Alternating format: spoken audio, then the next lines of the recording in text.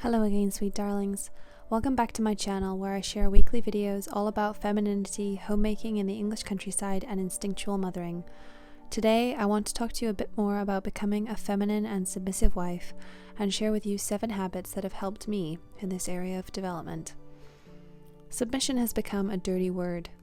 In a world where we value our independence as women so much that we are encouraged from all sides to declare we don't need a man and often have little or no respect for our own fathers and husbands, submission is a massive challenge. I'll be the first to admit that until recently I also thought that this whole idea was old-fashioned, outdated, and was just another word for doormat.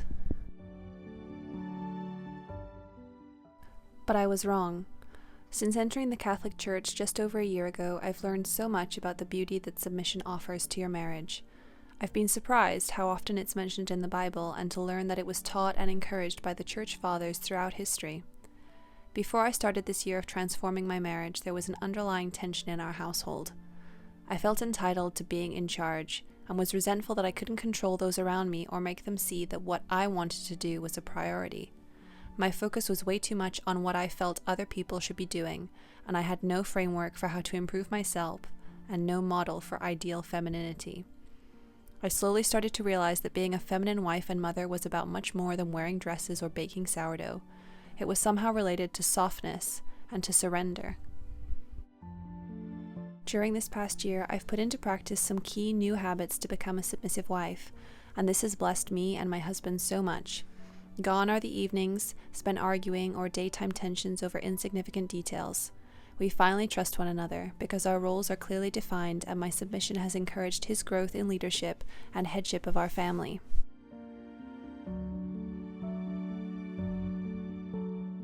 I've already mentioned surrender and softness. These are key ways to understanding submission. Submission isn't saying yes all of the time and never having an opinion. It isn't about tolerating bad behavior simply because your husband is the head of the house. That's why I want to share 7 habits with you that I've been working on this past year to become a more feminine and submissive wife. The first habit is being able to identify the grain of truth in an argument. Often the delivery of constructive feedback that we need to improve isn't the best, and it's often emotional. We can all get upset sometimes, but being able to see through the heat of the moment and find the bit of wisdom that you can use to improve is really helpful. I spent years arguing with my husband about the way that he said something when we discuss our marriage, but at the end of all of these discussions, I would come away realizing that he'd been right. I could be more patient, I shouldn't have ignored our neighbor, or I spend too much money on clothes. It's hard sometimes, I know, to hear the feedback that forces us to change, but if we want to grow, it's much better to get to a point where we're actually grateful to whoever points these things out to us, because that is real love.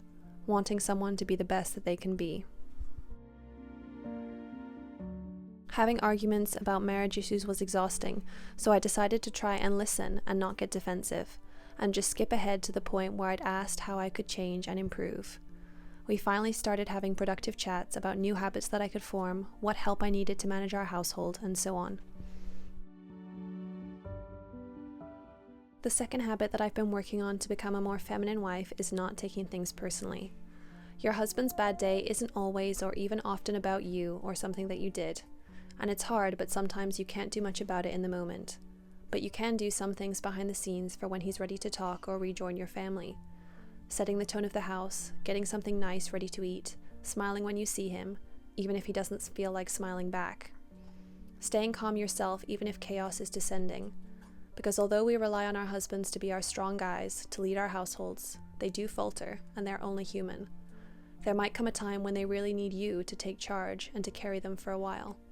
And when they're struggling, try not to make it about you and how that bad mood impacts how you feel, but instead look for practical ways you might be able to help lift their burden, or ask them how you can do this.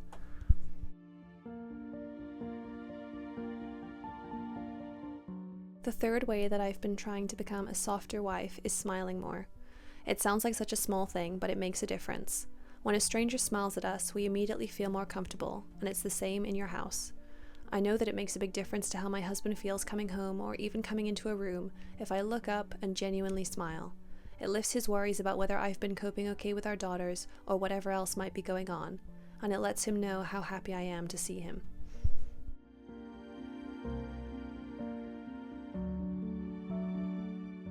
The fourth habit that we've both been working on, and it is a little bit personal but so important, is sex. Now, this shouldn't really be such a contentious issue, but it has become one in society. We promote sex before marriage and sex with lots of different partners, but are appalled at the idea that spouses should be lovingly and willingly sharing their bodies with one another on a regular basis. I remember what struck me most was watching a video from a married couple that I admired greatly, and the woman made a point that if a man is asking for sex or initiating it, it's because he needs it. And that hadn't really clicked for me before.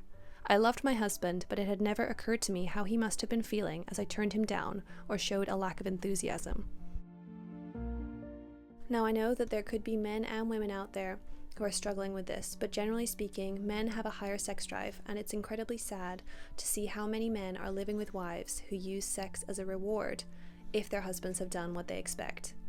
We get the strong impression from TV, movies, and society at large that married men need to behave, and then their wives might decide to give them a good time. I realized that this attitude was toxic for my marriage. Loving my husband means giving my time, my body, my good attitude, and so much more to him, not just when I feel like it, but when he needs it. And I'm not the only woman practicing submission who'll tell you that agreeing with your husband that you both try as often as you can to say yes will absolutely set your sex life on fire. The more you say yes, the more he's encouraged and attracted to you, and it's a pretty lovely feeling to be chased around the house by a man who finds you so attractive, even though you have no makeup on, you need to wash your hair, and you didn't really do anything particularly sexy.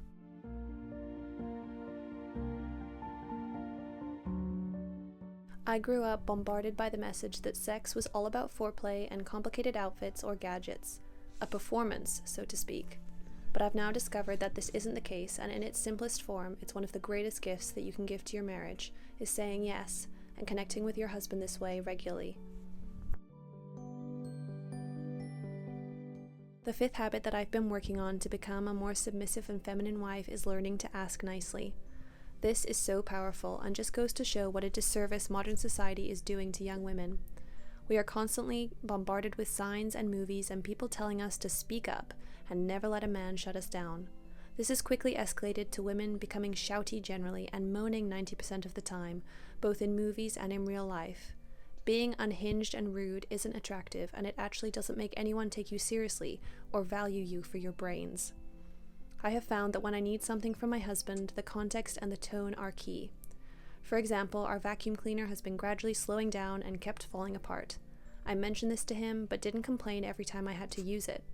Eventually, I put my thinking cap on and realized that the vacuum no longer suited me. It was bulky even when it wasn't breaking, and I wanted to try our cordless one again, but it just needed a new attachment. I chose a moment when my husband wasn't busy or stressed and asked him what he thought about buying a new attachment for our vacuum cleaner. Within 10 minutes, he had agreed, and it was ordered to be delivered the next day, just showing how powerful it was to ask nicely, choose the right moment, especially when it was an expensive purchase for our family. The sixth habit that can help you become a more feminine wife is taking responsibility for your stuff. If we expect our husbands to be the sole financial providers, potentially working away from home for long hours, even in dangerous or very physical situations, we have to take charge of our homes. Managing groceries, toiletries, medicines, and other household essentials means that you or your husband don't have to rush out in an emergency for sugar or paracetamol, for example. Discussing your responsibilities with your husband is essential so that it's clear what he expects and also what he appreciates. Some men focus more on a clean house because mess bothers them. Others are all about the gourmet dinner or a fun date night every week. It can be tough, but understanding how your husband likes to receive love means that you can put your energy in where it matters the most. The last habit to become a more submissive and feminine wife that I've been working on a lot is not moaning. Now, circling back to submission not meaning doormat, I do not mean that when your husband hurts your feelings or embarrasses you that you say nothing. Men need to understand where they've gone wrong and how they can improve, just like we do. But the delivery of that feedback is key, and I think it has to be loving. Don't choose a tone that makes you sound like an entitled brat, and don't choose the moment when he's already stressed to lecture him about how busy and stressed you are. Tell him instead, in a calm way, that you weren't happy about what he said or did, and that you know it isn't him. He's usually so sweet or polite or whatever the opposite is of how he behaved badly, and you hope he'll reflect on your feedback. Then move on, and don't punish him for the rest of the day or week. Men rely a lot on the emotional state and support of their wives, just like we rely on theirs, and a moaning wife just drives them away from the homes that we need them desperately in. Hello, sweet darlings. We are here in the kitchen. I'm going to spontaneously make some quick fried eggs on toast.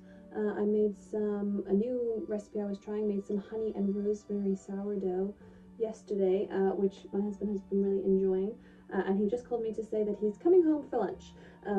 So part of, it wasn't one of my habits, but part of being a feminine wife and being a submissive wife is being flexible enough in my schedule and in my attitude to things that I can put what I'm doing down to help my husband. So if he needs a snack, if he's spontaneously coming home for lunch, if he needs me to go and help him with something in the garage, I have learned over time that sometimes he really needs my help and he needs to eat, and it's much better to just be relaxed about finishing off whatever it was that I was working on, whether it's hoovering or just scrolling on my phone or reading or feeding a baby. Sometimes those things can wait. Most of the time it's not an urgent thing. So that's one way that I practice being a feminine wife, is just letting him know that I'm flexible, and of course I can put down what I'm doing so that I can help him, or so that we can sit and have coffee together, which we will do in a minute when he comes home. So I'm just going to make those eggies and toast, and then I get to have a nice time with him, which is lovely, isn't it? It's going to be lovely. Yes, it is.